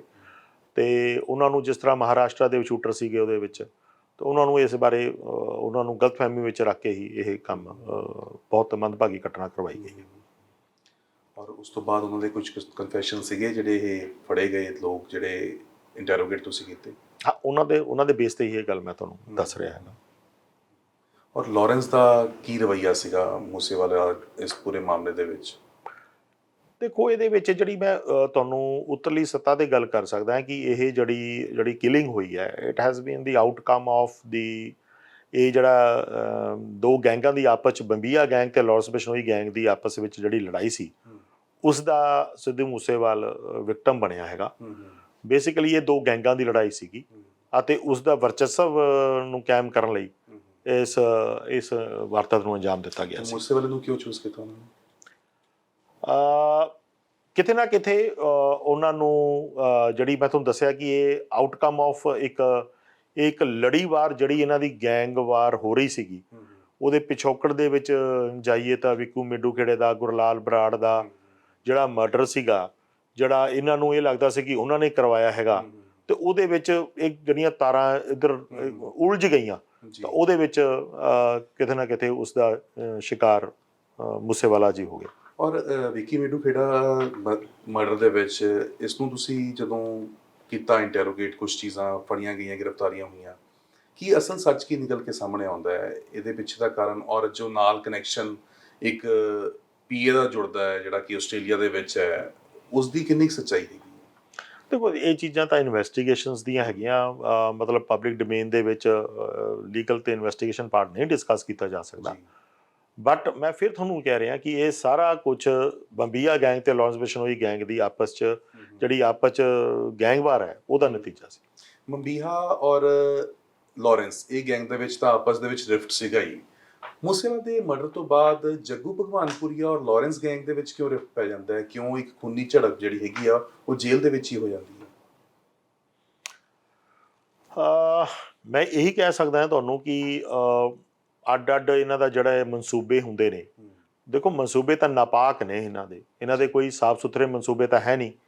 ਤਾਂ ਕਿਸੇ ਨਾਲ ਕਿਤੇ ਨਾ ਕਿਤੇ ਕਿਸੇ ਸਟੇਜ ਤੇ ਇਹਨਾਂ ਦਾ ਆਪਸ ਦੇ ਵਿੱਚ ਵਿਰੋਧ ਤਾਂ ਹੁੰਦਾ ਹੀ ਹੈ। ਪਰ ਇਹ ਸ਼ਾਇਦ ਆਪਣੇ ਵੱਲੋਂ ਕੋਸ਼ਿਸ਼ ਕਰਦੇ ਨੇ ਅਸੀਂ ਸਾਫ਼ ਬਣ ਜਾਈਏ। ਲਾਰੈਂਸ ਗੈਂਗ ਕਹਿੰਦੀ ਕਿ ਜੱਗੂ ਭਗਵਾਨਪੁਰੀ ਆਉਣੀ ਨਸ਼ੇ ਦਾ ਕਾਰੋਬਾਰ ਕਰ ਰਹੇ ਨੇ, ਇਸ ਕਰਕੇ ਅਸੀਂ ਇਹ ਰਿਫਟ ਆਇਆ ਹੈ, ਔਰ ਅਸੀਂ ਬਾਰ-ਬਾਰ ਸਮਝਾਇਆ ਵੀ ਕਿ ਨਸ਼ੇ ਦਾ ਕਾਰੋਬਾਰ ਨਾ ਕਰੋ। ਇਹ ਕਹਿ ਕੇ ਲਾਰੈਂਸ ਬਿਸ਼ਨੋਈ ਆਪਣੇ ਜਿਹੜੇ ਉਹਦੇ ਆਪਦੇ ਇਲੀਗਲ ਕੰਮ ਹੈ ਉਹਨਾਂ ਤੋਂ ਨਹੀਂ ਹੱਥ ਧੋ ਸਕਦਾ। ਬੇਸਿਕਲੀ ਜੇ ਨਸ਼ਾ ਨਹੀਂ ਤਾਂ ਕਿਲਿੰਗਸ ਦੇ ਵਿੱਚ ਇਨਵੋਲਵਡ ਹੈ, ਦੇ ਆਰ ਇਕੁਅਲੀ ਬੈਡ। ਸੋ ਉਹਨੂੰ ਕਹਿਣਾ ਕਿ ਉਹ ਜ਼ਿਆਦਾ ਗੰਦਾ ਕੰਮ ਕਰਦਾ ਹੈ ਤੇ ਮੈਂ ਘੱਟ ਗੰਦਾ ਕੰਮ ਕਰਦਾ ਹੈ, I don't think it ਜਸਟੀਫਾਈਜ਼ the stand of any gangster. ਤਾਂ ਇਸੇ ਕਾਰਨਾਂ ਦੇ ਵਿੱਚ ਇਹਨਾਂ ਦੀ ਆਪਸ ਦੇ ਵਿੱਚ ਰਿਫਟ ਹੋ ਗਈ ਹੈ। ਇਹਨਾਂ ਦੇ ਕਾਰਨ ਇਹਨਾਂ ਦੇ ਮਤਭੇਦ ਜਿਹੜੇ ਹੈਗੇ ਨੇ ਉਹ ਨਾਪਾਕ ਮਨਸੂਬਿਆਂ ਤੋਂ ਹੀ, ਯਾਰੀ ਵੀ ਇਹਨਾਂ ਦੀ ਨਾਪਾਕ ਮਨਸੂਬਿਆਂ ਤੋਂ ਹੁੰਦੀ ਹੈ, ਤੇ ਇਹਨਾਂ ਦੀ ਜਿਹੜੀ ਆਪਸ 'ਚ ਇੰਟਰ ਗੈਂਗ ਜਿਹੜੀ ਰਿਵਲਰੀ ਆ ਉਹ ਵੀ ਨਾਪਾਕ ਮਨਸੂਬਿਆਂ ਤੋਂ ਹੀ ਦਾ ਆਊਟਕਮ ਹੀ ਹੁੰਦੀ ਹੈ। ਸੋ ਇਹ ਸਾਰਾ ਖੇਲ ਜਿਹੜਾ ਹੈਗਾ ਇਲੀਗਲ ਐਕਟੀਵਿਟੀ ਦਾ ਹੀ ਹੈਗਾ। ਹਾਲਾਂਕਿ ਇਹ ਖੇਲ ਪਹਿਲਾਂ ਬਾਹਰ ਦੇ ਅਦਰ ਸਟੇਟਸ ਦੇ ਗੈਂਗਸਟਰਾਂ ਦੇ ਨਾਲ ਵੀ ਜੁੜਿਆ ਹੋਇਆ ਸੀਗਾ, ਪਰ ਤੁਹਾਨੂੰ ਲੱਗਦਾ ਹੈ ਕਿ ਇਹ ਹੁਣ ਦੇ ਟਾਈਮ ਦੇ ਵਿੱਚ ਜ਼ਿਆਦਾ ਵੱਧ ਗਿਆ, ਨਾਲ ਦੇ ਬਾਰਡਰ ਦੇ ਏਰੀਆਜ਼ ਹੋਣ ਜਾਂ ਅਦਰ ਸਟੇਟਸ ਦੀ ਆਪਾਂ ਗੱਲ ਕਰ ਲਈਏ, ਹੁਣ ਗੈਂਗਸਟਰ ਦਾ ਸਾਰਿਆਂ ਦਾ ਇੱਕ ਹੋਰ ਬਹੁਤ ਸਟਰੋਂਗ ਨੈਕਸਸ ਬਣ ਰਿਹਾ? ਦਿਸ ਇਜ਼ ਆਈ ਵੁੱਡ ਸੇ ਇਹ ਜਿਹੜਾ ਹੈਗਾ ਸਾਰਾ ਨਤੀਜਾ ਮੈਂ ਕਹਿ ਸਕਦਾ ਹਾਂ ਕਿ ਮਿਸਯੂਜ਼ ਆਫ ਟੈਕਨੋਲੋਜੀ ਦਾ ਹੈਗਾ, ਜਿਸ ਦੇ ਨਾਲ ਸਾਡਾ ਆਪਸ ਸੰਪਰਕ ਵੱਧ ਗਿਆ ਹੈਗਾ ਛੇਤੀ। ਦੂਸਰੀ ਗੱਲ ਇਹ ਹੈਗੀ ਹੈ ਕਿ ਜਿਹੜੀਆਂ ਸਾਰੀਆਂ ਜਿਹੜੀਆਂ ਪੁਲਿਸ ਹੈ, ਜਿਹੜੀਆਂ ਆਪਣੇ ਖਾਸ ਕਰਕੇ ਨਾਰਥ ਇੰਡੀਆ ਦੀਆਂ, ਇੱਕ ਪੇਜ ਤੇ ਨੇ। ਹਰਿਆਣਾ, ਰਾਜਸਥਾਨ, ਯੂਪੀ, ਅਸੀਂ ਆਪਸ 'ਚ ਬੜਾ ਸਾਡਾ ਅੱਛਾ ਤਾਲਮੇਲ ਹੈ। ਚੰਡੀਗੜ੍ਹ ਪੁਲਿਸ ਨਾਲ ਅੱਛਾ ਤਾਲਮੇਲ ਹੈ। ਸੋ ਪਹਿਲਾਂ ਇਹਨਾਂ ਦੀ ਸਟ੍ਰੈਟਜੀ ਇਹ ਹੁੰਦੀ ਸੀ ਕਿ ਇੱਕ ਸਟੇਟ ਦੇ ਵਿੱਚੋਂ ਕ੍ਰਾਈਮ ਕਰੋ ਤੇ ਦੂਜੀ ਸਟੇਟ ਦੇ ਵਿੱਚ ਪਨਾਹ ਲੈ ਲਓ, ਹਾਈਡ ਆਊਟ ਲੈ ਲਓ। ਤੇ ਉਹਦੇ ਵਿੱਚ ਇੱਕ ਤਾਂ ਅੱਜ ਕੱਲ੍ਹ ਜਿਹੜੇ ਤੁਹਾਡੀ ਟੈਕਨੋਲੋਜੀਜ਼ ਆ ਗਈਆਂ, ਜਿਹੜੀਆਂ ਇਨਫੋਰਮੇਸ਼ਨ ਕਮਿਊਨੀਕੇਸ਼ਨ, ਜਿਹੜੀ ਆਪਾਂ ਮੋਬਾਈਲ ਦੀ ਟੈਕਨੋਲੋਜੀ ਹੈ, ਇਸ ਦਾ ਇੰਨਾ ਮਿਸਯੂਜ਼ ਹੋ ਰਿਹਾ ਕਿਉਂਕਿ ਸਰਵਰਸ ਬਾਹਰ ਨੇ, VPN ਲੱਗ ਜਾਂਦਾ ਹੈ, ਉਹਦਾ ਇਹ ਮਤਲਬ ਮਿਸਯੂਜ਼ ਕਰਦੇ ਹੋਏ ਉਹਦੇ ਨਾਲ ਥੋੜ੍ਹਾ ਜਿਹਾ ਨੈਟਵਰਕ ਇਹਨਾਂ ਦਾ ਮਤਲਬ ਸਟਰੋਂਗ ਹੋਇਆ ਹੈ, ਪਰ ਉਹ ਸਾਨੂੰ ਡਿਸਕਰਜ ਨਹੀਂ ਕਰਦਾ। ਸਾਡੇ ਸਕਸੈਸਿਸ ਜਿਹੜੇ ਤੁਸੀਂ ਦੇਖੋਗੇ 1 ਸਾਲ ਦੇ 1.5 ਸਾਲ ਦੀਆਂ, ਦੇ ਆਰ ਮੱਚ ਮੋਰ, ਅਸੀਂ ਵੀ ਆਊਟਵਿਟ ਕਰਦੇ ਹਾਂ ਇਹਨਾਂ ਨੂੰ। ਐਸੀ ਗੱਲ ਨਹੀਂ ਹੈ ਕਿ ਇਹ ਸਾਡੇ ਤੋਂ ਅੱਗੇ ਨੇ। ਕ੍ਰਾਈਮ ਹੈਪਨਸ, ਇਸ ਨੂੰ ਮੈਂ ਐਡਮਿਟ ਕਰਦਾ, ਬਟ ਜਿਹੜੀ ਪੰਜਾਬ ਪੁਲਿਸ ਦੀ ਜਿਹੜੀ ਖਿਆਤੀ ਹੈਗੀ ਹੈ, we are second to none and we will maintain that under the leadership of our DG and our ADGP। ਜੇ ਕ੍ਰਾਈਮ ਕਰ ਰਹੇ ਨੇ ਤਾਂ ਉਸ ਤੋਂ ਕਿਤੇ ਸੋਗਣਾ ਤੁਹਾਡੇ ਕੋਲ ਅਜਿਹੀਆਂ ਟੈਕਨੋਲੋਜੀਜ਼ ਹੁਣ ਤਾਂ ਆ ਚੁੱਕੀਆਂ ਨੇ ਕਿ ਤੁਸੀਂ ਉਹਨੂੰ ਜਲਦ ਤੋਂ ਜਲਦ ਫੜ ਵੀ ਸਕਦੇ ਹੈਗੇ, ਉਸ ਨੂੰ ਕਾਊਂਟਰ ਵੀ ਕਰ ਸਕਦੇ ਹੋ। ਬਿਲਕੁਲ ਹੈਗੀਆਂ ਸਾਡੇ ਕੋਲ, ਬਿਲਕੁਲ ਹੈਗੀਆਂ, ਐਂਡ ਅਸੀਂ ਉਹਦਾ ਬੜਾ ਪੁਖਤਾ ਉਹਨਾਂ ਦਾ ਇਸਤੇਮਾਲ ਵੀ ਕਰਦੇ ਹੈਗੇ। ਔਰ ਜਿਸ ਤਰੀਕੇ ਨਾਲ ਅੱਜ ਦੇ ਟਾਈਮ ਦੇ ਵਿੱਚ ਤਾਂ AI ਸਿਸਟਮ, ਬਹੁਤ ਸਾਰੀਆਂ ਚੀਜ਼ਾਂ ਹੈ ਜਿਹੜੀ ਬੜਾ ਕੁਛ ਹੈ ਜਿਹੜਾ ਮਤਲਬ ਹੁਣ ਪਬਲਿਕ ਡੋਮੇਨ ਦੇ ਵਿੱਚ ਨਹੀਂ ਡਿਸਕਸ ਕੀਤਾ ਜਾ ਸਕਦਾ। ਔਰ ਬਹੁਤੇ ਜਿਵੇਂ ਕ੍ਰਾਈਮ ਕਰਨ ਤੋਂ ਬਾਅਦ ਇਹ ਸੋਚਦੇ ਨੇ ਕਿ ਅਸੀਂ ਨਹੀਂ ਫਸਾਂਗੇ, ਫੋਨ ਬੰਦ ਕਰਤਾ ਜਾਂ ਕੁਝ ਇਹੋ ਜਿਹੀਆਂ ਐਪਲੀਕੇਸ਼ਨਸ ਹੈਗੀਆਂ ਜਿਸ ਦਾ ਉਹ ਇਸਤੇਮਾਲ ਕਰਨ ਲੱਗ ਜਾਂਦੇ ਨੇ, ਕੀ ਇਹ ਗਲਤ ਭੁਲੇਖਾ ਹੀ ਹੁੰਦਾ ਫਿਰ ਉਹਨਾਂ ਦਾ? ਇੱਥੇ ਮੈਂ ਤੁਹਾਨੂੰ ਇਹ ਗੱਲ ਕਹਿਣਾ ਚਾਹੁੰਦਾ, ਆਈ ਵਿਲ ਸਮ ਅਪ ਦਿਸ, ਕਿ ਹਿਊਮਨ ਜਿਹੜੀ ਇੰਟੈਲੀਜੈਂਸ ਹੈਗੀ ਹੈ ਉਹਦਾ ਕੋਈ ਸਬਸਟੀਚਿਊਟ ਨਹੀਂ ਹੈਗਾ। ਜਿੰਨੀ ਮਰਜ਼ੀ ਆਪਾਂ ਸੋਫਿਸਟੀਕੇਟਡ ਮਸ਼ੀਨ ਬਣਾ ਲਈਏ, ਪਰ ਹਮੇਸ਼ਾ ਕਿਹਾ ਜਾਂਦਾ ਕਿ ਜਿਹੜਾ ਬੰਦਾ ਉਸ ਨੂੰ ਵਰਤਦਾ ਹੈ, it's the man behind the machine that matters. We are, ਸਾਡੀ ਜਿਹੜੀ ਪੰਜਾਬ ਪੁਲਿਸ ਹੈਗੀ ਹੈ ਬੜੇ ਪ੍ਰੋਫੈਸ਼ਨਲਸ ਨਾਲ ਭਰੀ ਵੀ ਹੈ, ਬੜੇ ਜਾਂਬਾਜ਼ ਸਾਡੇ ਜਿਹੜੀ ਫੋਰਸ ਹੈਗੀ ਹੈ। ਅਸੀਂ ਇਹਨਾਂ ਨੂੰ, ਗੈਂਗਸਟਰਸ ਨੂੰ ਇਸ ਪਲੇਟਫਾਰਮ ਤੇ ਕਹਿੰਦੇ ਵੀ ਜਦੋਂ ਅਸੀਂ ਕਾਫੀ ਕਾਮਯਾਬ ਹੋਏ ਹਾਂ, ਅਸੀਂ ਇਹਨਾਂ ਨੂੰ ਦੇਅਰ ਕੈਨ ਬੀ ਫਿਊ ਸੈਟਬੈਕਸ, ਕੁਛ ਟਾਈਮ ਵੀ ਲੱਗ ਜਾਂਦਾ ਕਈ ਕੇਸਾਂ ਨੂੰ ਸੋਲਵ ਕਰਦੇ, ਬਟ ਮੈਂ ਇਸ ਪਲੇਟਫਾਰਮ ਤੇ ਕਹਿਣਾ ਕਿ ਅਸੀਂ ਇਹਨਾਂ ਨੂੰ ਜੜੋਂ ਹੀ ਪੱਟ ਦਿਆਂਗੇ। ਕੋਈ ਜੇਕਰ ਵਾਪਸ ਮੁਕਤਸਰ ਦੇ ਵਿੱਚ ਆਉਣਾ ਚਾਹੁੰਦਾ ਤਾਂ ਤੁਹਾਨੂੰ ਸੰਪਰਕ ਕਰ ਸਕਦਾ? ਬਿਲਕੁਲ ਕਰ ਸਕਦਾ, ਬਿਲਕੁਲ ਕਰ ਸਕਦਾ, ਕਿਉਂਕਿ ਬਹੁਤਿਆਂ ਦੇ ਮਨ 'ਚ ਇਹੀ ਹੁੰਦਾ ਕਿ ਸਾਡੇ ਬੱਚੇ ਨੇ ਜਿਹੜੇ ਰਾਹ ਭਟਕੇ ਹੋਏ ਹਨ, ਅਸੀਂ ਉਹਨਾਂ ਦੇ ਦੇਖ ਕੇ, ਪਰ they will have to face the law of the land. ਉਹਨਾਂ ਨੂੰ ਉਹ ਮੁਖਤਾਰਾ ਦੇ ਵਿੱਚ ਆਉਣ, ਆਪਣੇ ਜੋ ਵੀ ਉਹਨਾਂ ਦਾ ਕੋਈ ਜੁਰਮ ਹੈਗਾ ਆਪਣਾ ਉਸ ਨੂੰ ਫੇਸ ਕਰਨ। ਅਸੀਂ ਉਹਨਾਂ ਨੂੰ ਉਹਨਾਂ ਦੇ ਮੁੜ ਵਸੇਵੇ ਦੇ ਵਿੱਚ ਵੀ ਕੈਨ ਹੈਲਪ ਦੈਮ। ਔਰ ਸਰ, ਜਿਸ ਤਰੀਕੇ ਨਾਲ ਇਹ ਇੰਟਰਨੈਸ਼ਨਲ ਐਂਗਲ ਹੁਣ ਨਾਲ ਇੱਕ ਹੋਰ ਜੁੜ ਗਿਆ ਹੈ, ਇਹ ਵੀ ਤੁਹਾਡੇ ਵਾਸਤੇ ਵੱਡਾ ਚੈਲੰਜ ਬਣ ਰਿਹਾ? ਕਿਉਂਕਿ ਪਤਾ ਹੈ ਵਾਰਦਾਤਾਂ ਕਰਦੇ ਨੇ ਜਾਂ ਉੱਥੇ ਬਹਿ ਕੇ ਕਰਵਾ ਲੈਂਦੇ ਨੇ, ਇੱਥੇ ਕੋਈ ਗ੍ਰਿਫਤਾਰੀ ਨਹੀਂ ਹੋਣੀ, ਉੱਥੋਂ ਐਕਸਟ੍ਰੈਡੀਸ਼ਨ ਦੀ ਜੇਕਰ ਗੱਲ ਕਰੀਏ ਤਾਂ ਬਹੁਤ ਕਈ ਸਟੇਟ ਕੰਟਰੀਜ਼ ਤਾਂ ਇਹੋ ਜਿਹੀਆਂ, ਯੂਐਸ ਦੀ ਗੱਲ ਕਰ ਲਈਏ ਜਾਂ ਕੈਨੇਡਾ ਦੀ ਗੱਲ ਕਰ ਲਈਏ, ਕਈ ਹੋਰ ਥਾਵਾਂ ਦੇ ਉੱਤੇ ਚਲੇ ਜਾਂਦੇ ਨੇ, ਉੱਥੇ ਐਕਸਟ੍ਰੈਡੀਸ਼ਨ ਦਾ ਪ੍ਰੋਸੈਸ ਬਹੁਤ ਲੈਂਥੀ ਹੋ ਜਾਂਦਾ ਹੈ, ਕਈ ਸਾਲ ਲੱਗ ਜਾਂਦੇ ਨੇ। ਤਾਂ ਇਹ ਚੀਜ਼ ਇਹਨਾਂ ਨੂੰ ਇਹ ਐਜ ਮਿਲ ਰਹੀ ਹੈ? ਇਹਨਾਂ ਨੂੰ ਲੱਗਦਾ ਹੈ, ਬਟ ਹੁਣ ਦੁਨੀਆ ਇਹਨਾਂ ਲਈ ਸੇਫ ਨਹੀਂ ਰਹੇਗੀ। ਪੰਜਾਬ ਸਰਕਾਰ ਨੇ ਬਹੁਤ ਫੋਰਸਫੁਲੀ ਇਹ ਮੁੱਦਾ ਸੈਂਟਰ ਨਾਲ ਚੱਕਿਆ ਹੈਗਾ, ਤੇ ਉਹਦੇ ਜਿਹੜੇ ਸਾਨੂੰ ਸਿੱਟੇ ਹੈਗੇ ਬੜੇ ਅੱਛੇ ਨਿਕਲੇ ਨੇ। ਤੁਸੀਂ ਪਿੱਛੇ ਦੇਖਿਆ ਹੋਣਾ, ਵਿਕਰਮ ਬਰਾੜ ਦੁਬਈ ਤੋਂ ਹੋਇਆ ਹੈਗਾ, ਤੁਹਾਡਾ ਸਚਿਨ ਬਿਸ਼ਨੋਈ ਜਿਹੜਾ ਮੂਸੇਵਾਲ ਹੋਰਾਂ ਦੇ ਕਤਲ ਦੇ ਵਿੱਚ ਇਨਵੋਲਵ ਸੀਗਾ, ਉਸ ਨੂੰ ਐਜ਼ਰਬਾਈਜਾਨ ਤੋਂ ਲੈ ਕੇ ਆਂਦਾ ਗਿਆ ਹੈਗਾ। ਮਨਪ੍ਰੀਤ ਪੀਤਾ, ਉਹਦੇ 2 ਐਸੋਸੀਏਟਸ, ਉਹਨਾਂ ਨੂੰ ਵੀ ਬਾਹਰਲੇ ਮੁਲਕਾਂ ਤੋਂ ਇੱਥੇ ਲੈ ਕੇ ਆਂਦਾ ਗਿਆ ਹੈਗਾ। ਮੈਂ ਇੱਥੇ ਦੱਸਣਾ ਚਾਹੁੰਦਾ, ਜਿਹੜੇ ਇਹ ਭੱਜ ਗਏ ਨੇ, ਇਹ ਜਿਹੜੇ ਸਾਡੇ ਇਸ ਨੂੰ ਮੰਦਭਾਗਾ ਹੀ ਮੈਂ ਕਹਿ ਸਕਦਾ, ਅਨਫੋਰਚੂਨੇਟ ਹੈਗਾ ਕਿ ਇਹਨਾਂ ਨੂੰ ਬਾਹਰ ਵੀ ਅਸੀਂ ਤੁਹਾਨੂੰ ਬਾਹਰ ਸੈਟਲ ਕਰ ਦਿਆਂਗੇ, ਉਹਦਾ ਲਾਲਚ ਦੇ ਕੇ ਯੰਗ ਬੱਚਿਆਂ ਨੂੰ, ਨੌਜਵਾਨਾਂ ਨੂੰ ਗੁੰਮਰਾਹ ਕਰਕੇ ਉਹਨਾਂ ਤੋਂ ਇਹ ਕ੍ਰਾਈਮ ਦੀ ਦੁਨੀਆ ਵਿੱਚ ਧਕੇਲਦੇ ਨੇ। ਅਤੇ ਇਹਨਾਂ ਨੂੰ ਉਨੀ ਛੇਤੀ ਆਪਣਾ ਜਿਵੇਂ ਯੂਜ਼ ਐਂਡ ਥਰੋ ਵਾਲੀ ਪਾਲਿਸੀ ਨਾਲ ਹੈਗਾ ਕਿ ਬੱਚਿਆਂ ਨੂੰ ਗੁੰਮਰਾਹ ਕੀਤਾ, ਉਹਨਾਂ ਤੋਂ ਗਲਤ ਕੰਮ ਕਰਵਾ ਲਿਆ, ਫਿਰ ਉਹਨਾਂ ਨੂੰ ਆਪਣੇ ਹਾਲ ਤੇ ਹੀ ਛੱਡ ਦਿੱਤਾ। ਸੋ ਇਹ ਬਥੇਰੇ ਕੇਸ ਨੇ ਇਸ ਤਰ੍ਹਾਂ ਦੇ। ਕੋਈ ਨਾਮੀ ਕੇਸ? ਨਹੀਂ, ਬਥੇਰੇ ਕੇਸ ਨੇ। ਜਿਹੜੇ ਐਸੋਸੀਏਟਸ ਆ, ਜਿਹੜੇ ਵਿਚਾਰੇ ਗੁੰਮਨਾਮ ਨੇ, ਉਹਨਾਂ ਦਾ ਨਾਮ ਮੈਂ ਇੱਥੇ ਨਹੀਂ ਲਵਾਂਗਾ, ਕਿਉਂਕਿ ਉਹਨਾਂ ਨੂੰ ਵਿਚਾਰਿਆਂ ਨੂੰ ਵਰਤ ਕੇ ਉਹਨਾਂ ਨੂੰ ਕਿਹੜਾ ਕੋਈ ਉਹਨਾਂ ਦੇ ਕੋਈ ਉਹਨਾਂ ਨੂੰ ਕੋਈ ਮਤਲਬ ਜਦੋਂ ਕੋਈ ਕ੍ਰਾਈਮ ਕਰਾਉਂਦੇ ਨੇ 10-15-20 ਹਜ਼ਾਰ ਰੁਪਈਆ ਦੇ ਕੇ ਉਹਨਾਂ ਨੂੰ ਜੀ ਸਬਜ਼ ਬਾਗ ਦਿਖਾ ਦਿੰਦੇ, ਅਸੀਂ ਤੁਹਾਨੂੰ ਬਾਹਰ ਲੈ ਜਾਵਾਂਗੇ, ਅਸੀਂ ਤੁਹਾਨੂੰ ਬਾਹਰ ਸੈਟਲ ਕਰ ਦਿਆਂਗੇ, ਬਸ ਤੁਸੀਂ ਸਾਡੇ ਲਈ ਇੱਕ ਕੰਮ ਕਰ ਦਿਓ। ਉਹ ਬੰਦਾ ਬੱਚਾ ਹੈ, ਉਹ ਉਸਦੀ ਨਦਾਨ ਨੇ, ਉਹਦੀ ਨਾ ਸਮਝ ਹੈ, ਉਹ ਉਹਨਾਂ ਦੀ ਗੱਲਾਂ ਦੇ ਝਾਂਸੇ ਵਿੱਚ ਆ ਕੇ ਇਹ ਕਰ ਬੈਠਦਾ, ਮੁੜ ਕੇ ਉਹਦੀ ਕੌਣ ਬਾਤ ਪੁੱਛਦਾ। ਬੜਾ ਇੰਪੋਰਟੈਂਟ ਤੁਸੀਂ ਟੌਪਿਕ ਟੱਚ ਕੀਤਾ, ਕਿਉਂਕਿ ਅੱਜ ਦੇ ਟਾਈਮ ਦੇ ਵਿੱਚ ਬਹੁਤ ਸਾਰੇ ਪੰਜਾਬ, ਕਿਉਂਕਿ ਪ੍ਰਵਾਸ ਬਹੁਤ ਹੋ ਰਿਹਾ, ਔਰ ਬਹੁਤ ਸਾਰੇ ਬੱਚਿਆਂ ਦੇ ਵਿੱਚ ਇਹ ਹੋੜ ਲੱਗੀ ਹੋਈ ਹੈ ਕਿ ਅਸੀਂ ਬਾਹਰ ਸੈਟਲ ਹੋ ਜਾਈਏ, ਔਰ ਕੈਨੇਡਾ ਦੀ ਤਾਂ ਖਾਸ ਤੌਰ ਦੇ ਉੱਤੇ। ਤਾਂ ਕੀ ਇਹ ਇੱਕ ਮੁੱਖ ਕਾਰਨ ਹੈ? ਇਹ ਵੀ ਇਹਨਾਂ ਦਾ ਇੱਕ ਮਾਡਲ ਹੈ ਕਿ ਬੱਚਿਆਂ ਨੂੰ ਕੈਨੇਡਾ ਭੇਜਣ ਦੇ ਝਾਂਸਾ ਦੇ ਕੇ। ਇਹ ਇੱਕ ਮੁੱਖ ਕਾਰਨ ਹੈਗਾ, ਇਹ ਝਾਂਸਾ ਦਿੰਦੇ ਨੇ। ਬਟ ਮੈਂ ਇੱਥੇ ਤੁਹਾਡੇ ਰਾਹੀਂ ਅਪੀਲ ਵੀ ਕਰਾਂਗਾ ਨੌਜਵਾਨਾਂ ਨੂੰ, ਇਹ ਬਿਲਕੁਲ ਗਲਤ ਤਰੀਕਾ ਹੈ। ਆਪਦਾ ਲੀਗਲ ਵੇ ਨਾਲ ਜਿੱਥੇ ਵੀ ਜਾਣਾ ਹੈ, ਦੇਖੋ ਆਦਮੀ ਜਾਂਦਾ ਹੈ ਆਪਣੀ ਨੌਕਰੀ ਤਲਾਸ਼ ਲਈ, ਆਪਣੇ ਕਿਸੇ ਪੜ੍ਹਾਈ ਲਈ। ਦੇਸ਼ ਦੇ ਵਿੱਚ ਵੀ ਬਹੁਤ ਕੁਛ ਹੈ, ਪੰਜਾਬ ਦੇ ਵਿੱਚ ਵੀ ਬਹੁਤ ਕੁਛ ਹੈ। ਜਿਹੜਾ ਵੀ ਜਾਂਦਾ ਆਪਣਾ ਲੌਫੁਲ ਲੀਗਲ ਤਰੀਕੇ ਨਾਲ ਜਾਵੇ। ਇਹਨਾਂ ਦੇ ਝਾਂਸੇ ਨਾਲ ਜਾ ਕੇ ਇਹਨਾਂ ਦੇ ਗਲਤ ਕਿਤੇ ਵੀ, ਇਹ ਵੀ ਵਾਰੀ ਸਾਰੇ ਇੱਥੇ ਹੀ ਆਉਣਗੇ। ਸਮੇਂ ਦਾ ਹੇਰ ਫੇਰ ਹੈ, ਪਰ ਆਉਣਗੇ ਸਾਰਾ ਕੁਛ ਇਹ ਪੰਜਾਬ ਦੀ ਧਰਤੀ ਤੇ ਇਹਨਾਂ ਨੂੰ ਲੈ ਕੇ ਆਵਾਂਗੇ ਅਤੇ ਇਹ ਲਾਅ ਦੀ ਲੈਂਡ ਨੂੰ ਫੇਸ ਕਰਨਗੇ। ਪਰ ਸਰ, ਕਿਉਂਕਿ ਤੁਸੀਂ ਨਿਊਟਰਲਾਈਜ਼ ਵੀ ਕੀਤੇ ਗੈਂਗਸਟਰ, ਕਈ ਲੋਕਾਂ ਦੇ ਮਨਾਂ ਦੇ ਵਿੱਚ ਜਾਂ ਕਈ ਕੁਝ ਸੈਗਮੈਂਟ ਦੇ ਵਿੱਚ ਇੱਕ ਇਹ ਵੀ ਚਰਚਾ ਹੁੰਦੀ ਹੈ ਕਿ ਇਹ ਫੇਕ ਐਨਕਾਊਂਟਰ ਹੈ, ਜਿਹੜਾ ਇੱਕ ਨਾਮ ਜੁੜ ਜਾਂਦਾ ਹੈ ਕਿ ਇਹ ਫੇਕ ਐਨਕਾਊਂਟਰ ਹੈਗਾ। ਕਿਵੇਂ ਵੇਖਦੇ ਹੋ ਇਸ ਨੂੰ? ਕਹਿੰਦੇ ਕਿ ਮੌਕਾ ਦਿੱਤਾ ਜਾ ਸਕਦਾ ਸੀਗਾ, ਐਨਕਾਊਂਟਰ ਤੋਂ ਜਿਹੜਾ ਹੈ ਉਹ ਬਚਾਇਆ ਜਾ ਸਕਦਾ ਸੀਗਾ, ਪਰ ਇਹ ਪੁਲਿਸ ਜਾਣਬੁੱਝ ਕੇ ਫੇਕ ਐਨਕਾਊਂਟਰ ਕਰਦੀ। ਬੜਾ ਸਿਗਨੀਫਿਕੈਂਟ ਤੇ ਇੰਪੋਰਟੈਂਟ ਇਸ਼ੂ ਹੈਗਾ ਇਹ, ਵਿੱਚ ਮੈਂ ਇਸ ਉੱਤੇ ਤੁਹਾਨੂੰ ਵਿਸਤਾਰਪੂਰਵਕ ਦੱਸਣਾ ਵੀ ਚਾਹਾਂਗਾ।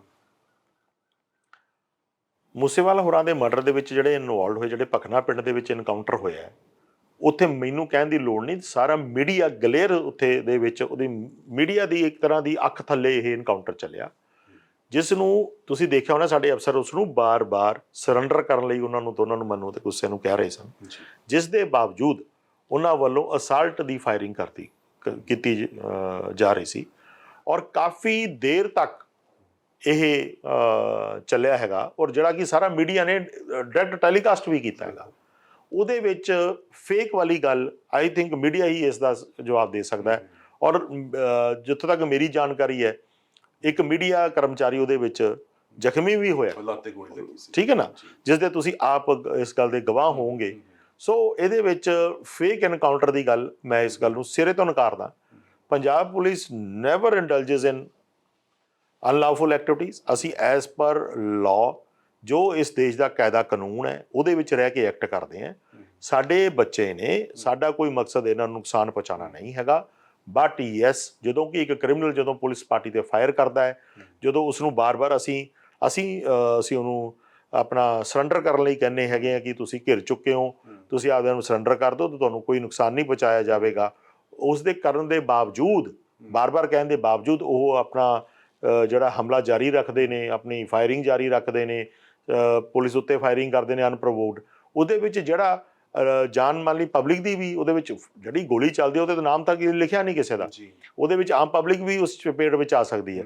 ਸੋ ਉਹਦੇ ਵਿੱਚ ਜਿਹੜੀ ਸਾਨੂੰ ਕ੍ਰਾਸ ਫਾਇਰ ਕਰਨੀ ਪੈਂਦੀ ਆ, ਉਹਦੇ ਵਿੱਚ ਜਿਹੜਾ ਅਸੀਂ ਇੱਕ ਤੁਹਾਡੇ ਸਾਹਮਣੇ ਇੱਕ ਫੈਬਰਵਰੀ ਦੇ ਵਿੱਚ ਤਾਂ ਫਰਵਰੀ ਦੇ ਮਹੀਨੇ ਦੇ ਵਿੱਚ ਬੱਸੀ ਪਠਾਣੇ ਦੇ ਵਿੱਚ ਪੁਲਿਸ ਐਕਸ਼ਨ ਹੋਇਆ ਸੀਗਾ, ਉਹ ਸ਼ਾਮ ਦੇ 5 ਵਜੇ ਦੇ ਕਰੀਬ ਉਹਦੇ ਵਿੱਚ ਹੋਇਆ ਸੀ ਤੇ ਮਾਰਕੀਟ ਦੇ ਵਿੱਚ ਹੋਇਆ ਸੀ, ਠੀਕ ਹੈ ਜੀ। ਤਾਂ ਤੁਸੀਂ ਮੌਕੇ ਤੇ ਜਾ ਕੇ ਇਸ ਗੱਲ ਦੀ ਸਾਰੀ ਕਰ ਸਕਦੇ ਹੋ, ਇਸ ਦੀ ਸਾਰੀ ਘੋਖ ਕਿ ਫਾਇਰਿੰਗ ਕਿੰਨੀ ਉਹਦੇ ਕੋਲੇ ਜਿਹੜਾ ਜੋ ਜੇ ਮੈਂ ਆਪਣੀ ਯਾਦਾਸ਼ਤ ਦੇ ਉੱਤੇ ਭਰੋਸਾ ਕਰਾਂ ਤਾਂ ਉਹਨਾਂ ਤੋਂ 9 ਮਾਰੂ ਹਥਿਆਰ ਬਰਾਮਦ ਹੋਏ ਸਨ। ਕਿਹੜਾ ਪ੍ਰਵਤੀ ਦਾ ਬੰਦਾ ਤੁਸੀਂ ਮੈਂ ਪੁਲਿਸ ਦੇ ਹੋਣ ਦੇ ਬਾਵਜੂਦ ਵੀ ਤੁਸੀਂ ਕਿੰਨੇ ਕੁ ਵੈਪਨ ਤੁਸੀਂ ਆਪਦੀ ਜ਼ਿੰਦਗੀ ਵਿੱਚ ਚੱਕਦੇ ਹੋ, ਔਰ ਉਹ ਵੀ 9 ਦੇ 9 ਇਲੀਗਲ ਵੈਪਨਸ ਐਂਡ ਦੇ ਵਰ ਮਤਲਬ ਆਰਮਡ ਵਿਦ ਪੂਰਾ ਉਹਨਾਂ ਕੋਲੇ ਅਸਲਾ ਸੀ, ਐਮੂਨੇਸ਼ਨ ਸੀਗਾ। ਤੇ ਉਹ 5 ਵਜੇ ਔਰ ਉਹ ਸਾਡੇ ਦੇਖੋ ਹੋਇਆ ਕੀ ਹੈ ਕਿ ਸਾਡੇ ਕਾਂਸਟੇਬਲ ਨੂੰ ਉਹਨਾਂ ਨੇ ਸ਼ਹੀਦ ਕੀਤਾ, ਠੀਕ ਹੈ, ਕਾਰ ਖੋਈ ਫਗਵਾੜੇ ਤੋਂ, ਫਿਰ ਫਲੋਰ ਆ ਕੇ ਸਾਡੇ ਕਾਂਸਟੇਬਲ ਨੂੰ ਇਹਦੇ ਉੱਤੇ ਜਿਹੜਾ ਤੇਜਾ ਸੀ ਉਹਦੇ ਵਿੱਚ ਉਸ ਤੇ ਕਰੀਬ 30 ਪਰਚੇ ਉਹ ਤੇ ਦਰਜ ਸਨ, ਕ੍ਰਿਮੀਨਲ ਕੇਸਿਸ। ਉਹ ਇੱਕ ਮਰਡਰ ਕੇਸ ਦੇ ਵਿੱਚ ਸਜ਼ਾ ਯਾਫਤਾ ਸੀ, ਪ੍ਰੋਕਲੇਮਡ ਅਫੈਂਡਰ ਸੀ, ਭਗੌੜਾ ਸੀ ਕਾਨੂੰਨ ਦਾ, ਤਾਂ ਉਹਦੇ ਹੈਵਲੀ ਆਰਮਡ ਸੀਗਾ। ਤੇ ਜਨਵਰੀ ਦੇ ਮਹੀਨੇ ਦੇ ਵਿੱਚ ਹੀ ਉਹ ਕਾਂਸਟੇਬਲ ਦਾ ਮਾਸਟਰਮਾਈਂਡ ਸੀਗਾ, ਜਿਹਦੇ ਵਿੱਚ ਉਹ ਸਾਡੇ ਕਾਂਸਟੇਬਲ ਨੂੰ ਗੋਲੀ ਮਾਰ ਕੇ ਸ਼ਹੀਦ ਕੀਤਾ ਗਿਆ ਸੀਗਾ। ਤੇ ਇਲੀਗਲ ਵੈਪਨ ਲੈ ਕੇ ਬਾਜ਼ਾਰ ਦੇ ਵਿੱਚ ਖੜੇ ਹੋਣਾ, ਪਬਲਿਕ ਗਲੇਅਰ ਦੇ ਵਿੱਚ ਦਿਨ ਦਿਹਾੜੇ ਚਿੱਟੇ ਦਿਨ ਦੇ ਵਿੱਚ ਇਹ ਪੁਲਿਸ ਐਕਸ਼ਨ ਹੋਇਆ। ਤਾਂ ਤੁਸੀਂ ਆਪ ਮੌਕੇ ਦੇ ਆ ਕੇ ਘੋਖ ਕਰੋ ਕਿ ਇਹਦੇ ਵਿੱਚ ਕੀ, ਇਹਦੇ ਵਿੱਚ ਫੇਕ ਵਾਲੀ ਗੱਲ ਹੈ। ਤੁਸੀਂ ਕਾਂਸਟੇਬਲ ਦਾ ਜ਼ਿਕਰ ਕੀਤਾ ਕਿਉਂਕਿ ਹਰ ਕਿਸ ਨੂੰ ਸੈਟੀਸਫਾਈ ਨਹੀਂ ਕੀਤਾ ਜਾ ਸਕਦਾ ਹੁੰਦਾ। ਬਹੁਤਿਆਂ ਦੀ ਇਹ ਵੀ ਇੱਕ ਪਰਸੈਪਸ਼ਨ ਹੈਗੀ ਹੈ ਕਿ ਕਹਿੰਦੇ ਜਦੋਂ ਪੁਲਿਸ ਦੇ ਉੱਤੇ ਗੱਲ ਆਉਂਦੀ ਹੈ ਤਾਂ ਐਕਸ਼ਨ ਤੁਰੰਤ ਹੁੰਦਾ ਹੈ, ਐਨਕਾਊਂਟਰ ਵੀ ਹੋ ਜਾਂਦਾ ਹੈ, ਪਰ ਜਦੋਂ ਆਮ ਬੰਦੇ ਦੇ ਉੱਤੇ ਗੱਲ ਆਉਂਦੀ ਹੈ ਤਾਂ ਉਦੋਂ ਕਹਿੰਦੇ ਉਹਨੂੰ ਠੰਡੇ ਬਸਤੇ ਪਾ ਦਿੱਤਾ ਜਾਂਦਾ। ਦੇਖੋ ਧਾਰਨਾ ਹੈਗੀ ਹੈ ਇਹ, ਬਟ ਇਹ ਬਿਲਕੁਲ ਗਲਤ ਸਿਰੇ ਤੋਂ ਮੈਂ ਨਕਾਰਦਾ। ਦੇਖੋ ਅਸੀਂ ਕੋਈ ਸਾਡੇ ਤੇ ਅਟੈਕ ਹੋਵੇ ਤੇ ਅਸੀਂ ਐਕਟ ਨਹੀਂ ਕਰਦੇ। ਤੁਸੀਂ ਜਿਹੜੇ ਕੋਈ ਹੁਣ ਮਾਫ ਕਰਨਾ ਮੂਸੇਵਾਲਾ ਜੀ ਕੋਈ ਸਾਡੇ ਪੰਜਾਬ ਪੁਲਿਸ ਫੋਰਸ ਤੋਂ ਥੋੜ੍ਹਾ ਨਾ ਸੀਗੇ, ਪਰ ਉਹਨਾਂ ਤੇ ਹੋਇਆ ਕਿੰਨਾ ਸਵਿਫਟਲੀ 25 ਤੋਂ 27 ਗ੍ਰਿਫਤਾਰੀਆਂ ਹੋ ਚੁੱਕੀਆਂ ਨੇ, 2 ਨਿਊਟਰਲਾਈਜ਼ ਹੋ ਚੁੱਕੇ ਨੇ, ਸਚਿਨ ਬਿਸ਼ਨੋਈ ਨੂੰ ਬਾਹਰੋਂ ਲਿਆਂਦਾ ਜਾ ਚੁੱਕਿਆ ਹੈਗਾ। ਤਾਂ ਕਿੰਨੇ ਮਤਲਬ ਮਈ ਦੇ ਵਿੱਚ 29 ਮਈ ਨੂੰ ਇਹ ਮੰਦਭਾਗੀ ਘਟਨਾ ਹੁੰਦੀ ਹੈ, ਪੰਜਾਬ ਪੁਲਿਸ ਉਸੇ ਵੇਲੇ ਹਰਕਤ ਵਿੱਚ ਆਉਂਦੀ ਹੈ ਤੇ ਕੁਝ ਪਹਿਲਾ ਚਲਾਨ 6ਵੇਂ ਮਹੀਨੇ ਦੇ ਵਿੱਚ ਹੀ ਦੋਸ਼ੀਆਂ ਦੇ ਵਿਰੁੱਧ ਦੇ ਦਿੱਤਾ ਜਾਂਦਾ ਹੈ, ਉਹਨਾਂ ਨੂੰ ਗ੍ਰਿਫਤਾਰ ਕਰ ਲਿੱਤਾ ਜਾਂਦਾ ਹੈ, ਤਾਂ ਫਿਰ ਇਨਕਾਊਂਟਰ ਹੁੰਦਾ ਹੈ। ਸੋ ਥਿੰਗਸ ਆਪਣੀ ਪੇਸ ਤੇ ਚੱਲਦੀਆਂ ਨੇ। ਇਹਦੇ ਵਿੱਚ ਇਹ ਕਹਿਣਾ ਕਿ ਜਦੋਂ ਪੁਲਿਸ ਦੇ ਉੱਤੇ ਆਉਂਦੀ ਹੈ ਉਹ ਇਸ ਕਰਕੇ ਹਾਈਲਾਈਟ ਹੋ ਜਾਂਦੀ ਹੈ ਕਿਉਂਕਿ ਜਦੋਂ ਵਰਦੀ ਤੇ ਗੋਲੀ ਚੱਲਦੀ ਹੈ ਉਹ ਬ੍ਰੇਕਿੰਗ ਨਿਊਜ਼ ਵੀ ਬਣਦੀਆਂ ਹੈਗੀਆਂ, ਉਸ ਨੂੰ ਹਾਈਲਾਈਟ ਵੀ ਜ਼ਿਆਦਾ ਕੀਤਾ ਜਾਂਦਾ ਹੈ। ਫਿਰ ਜਦੋਂ ਉਹਦਾ ਸਕਸੈਸ ਹੋ ਜਾਂਦਾ ਤਾਂ ਉਹਨੂੰ ਹੀ ਸਿਰਫ ਅੱਗੇ ਕੱਢ ਕੇ ਰੱਖਿਆ ਜਾਂਦਾ, ਜਿਸ ਨਾਲ ਇੱਕ ਥੋੜ੍ਹੀ ਜਿਹੀ ਭ੍ਰਾਂਤੀ ਜੀ ਬਣ ਜਾਂਦੀ ਹੈ ਕਿ ਪੁਲਿਸ ਜਦੋਂ ਆਪਦੇ ਤੇ ਆਉਂਦੀ ਹੈ ਤਾਂ ਹੀ ਐਕਟ ਕਰਦੀ ਹੈ। ਅਸੀਂ ਕੋਈ ਕਿੰਨੇ ਕੇਸਿਸ ਹੈ ਕਤਲ ਦੇ ਜਿਹੜੇ ਅਸੀਂ ਮਤਲਬ ਅਸੀਂ ਟਰੇਸ ਕਰਦੇ ਹਾਂ, ਗੁੱਜੇ ਕਤਲ ਨੂੰ ਟਰੇਸ ਕਰਦੇ ਹੈਗੇ ਆ। ਜਿਹੜਾ ਮੋਗਾ ਇੰਸੀਡੈਂਟ ਹੋਇਆ, ਤੁਸੀਂ ਚਲੋ ਮੈਂ ਜੇ ਬਹੁਤ ਦੇਰ ਦੀ ਗੱਲਾਂ ਕਰਾਂ ਤਾਂ ਯਾਦਾਸ਼ਤ ਕਈ ਵਾਰੀ ਸਾਰੇ ਫੈਕਟਸ ਯਾਦ ਵੀ ਨਹੀਂ ਹੁੰਦੇ। ਹੁਣ ਜੁਲਾਈ ਦੇ ਵਿੱਚ ਸਰਦਾਰ ਸੰਤੋਖ ਸਿੰਘ ਹੋਰਾਂ ਦਾ ਮਰਡਰ ਹੁੰਦਾ ਹੈ 16 ਜੁਲਾਈ ਨੂੰ, ਤਾਂ ਹੁਣ ਤੱਕ ਅਸੀਂ 1 ਮਹੀਨੇ ਦੇ ਅੰਦਰ ਅੰਦਰ 5 ਦੇ 5 ਸ਼ੂਟਰ ਫੜ ਲਿੱਤੇ ਨੇ। ਠੀਕ ਹੈ ਨਾ। ਤੁਸੀਂ ਇੱਕ ਸੁੱਖੀ ਖਾਨ ਦੀ ਇੱਕ ਬੜਾ ਬੰਬੀਆ ਗੈਂਗ ਦਾ ਗੈਂਗਸਟਰ ਹੈਗਾ, ਸ਼ੂਟਰ ਹੈਗਾ, ਮੌਬ ਤੇ ਫਾਇਰਿੰਗ ਕਰਦਾ, ਉਹਦੇ ਵਿੱਚ ਕੋਈ ਪੁਲਿਸ ਵਾਲਾ ਥੋੜ੍ਹਾ ਇਨਵੋਲਵ ਹੈਗਾ ਨਾ, ਉਹ ਪੁਲਿਸ ਵਾਲੇ ਦਾ ਕਲੱਬ ਹੈ ਨਾ ਪੁਲਿਸ ਵਾਲੇ ਤੇ ਫਾਇਰਿੰਗ ਹੋਈ ਹੈ। ਅਸੀਂ ਉਹਨਾਂ ਨੂੰ ਵੀ ਤਾਂ ਪੁਲਿਸ ਐਕਸ਼ਨ ਦੇ ਵਿੱਚ ਪਰਸੋਂ ਗ੍ਰਿਫਤਾਰ ਕੀਤਾ ਹੀ ਹੈਗਾ, ਤੇ ਉਹਦੇ ਵਿੱਚ ਉਹਨਾਂ ਨੇ ਸਾਡੇ ਤੇ ਫਾਇਰਿੰਗ ਕੀਤੀ ਤੇ ਉਹਨਾਂ ਤੋਂ 3 ਮਾਰੂ ਹਥਿਆਰ ਵੀ 20 ਲਾਈਵ ਕਾਰਟ੍ਰਿਜਸ ਵੀ ਮਿਲੇ ਹੈ। ਸੋ ਉਹ ਜਿਹੜੇ ਪੁਲਿਸ ਦੇ ਉੱਤੇ ਐਕਸ਼ਨ ਆ ਉਹ ਥੋੜ੍ਹੇ ਹਾਈਲਾਈਟ ਜ਼ਿਆਦਾ ਹੋ ਜਾਂਦੇ, ਮੈਂ ਇਹ ਗੱਲ ਕਹਿਣਾ। ਬਟ ਮੋਰੋਲੈਸ ਸਾਡੇ ਉੱਤੇ ਤਾਂ ਨਹੀਂ ਇੰਨਾ ਅਟੈਕ ਹੁੰਦਾ। ਜਿਹੜੀ ਆਮ ਪਬਲਿਕ ਦੀ ਅਸੀਂ ਆਮ ਪਬਲਿਕ ਦੀ ਸੁਰੱਖਿਆ ਲਈ ਵਚਨਬੱਧ ਹੈ। ਸਰ, ਇੱਕ ਲੰਬਾ ਕਰੀਅਰ ਤੁਹਾਡਾ ਹੈ ਔਰ ਬਹੁਤ ਸਾਰੇ ਤੁਸੀਂ ਇਹ ਚੀਜ਼ਾਂ ਵੇਖੀਆਂ, ਬਹੁਤ ਸਾਰੇ ਫੇਜ਼ ਦੇਖੇ। ਕੋਈ ਅਜਿਹਾ ਕਿੱਸਾ ਤੁਸੀਂ ਅੱਜ ਸਾਂਝਾ ਕਰਨਾ ਚਾਹੁੰਦੇ ਹੋ, ਕਿਉਂਕਿ ਇਨਕਾਊਂਟਰ ਦੇ ਵਿੱਚ ਤੁਸੀਂ ਆਪ ਫਰੰਟ ਫੁੱਟ ਦੇ ਉੱਤੇ ਹੋ ਕੇ ਲੀਡ ਕਰਦੇ ਹੋ, ਉੱਥੇ ਮੌਜੂਦ ਹੁੰਦੇ ਹੋ। ਕੁਝ ਅਜਿਹਾ ਸੀਨ ਜਿਹੜਾ ਤੁਹਾਨੂੰ ਕਹਿੰਦੇ ਨੇ ਕਿ ਕਈ ਵਾਰ ਬੰਦੇ ਦੇ ਉਹ ਚੀਜ਼ਾਂ ਹਮੇਸ਼ਾ ਜ਼ਿੰਦਗੀ ਭਰ ਨੂੰ ਯਾਦ ਰਹਿ ਜਾਂਦੀਆਂ ਨੇ, ਕੋਈ ਇਹੋ ਜਿਹਾ ਸੀਨ?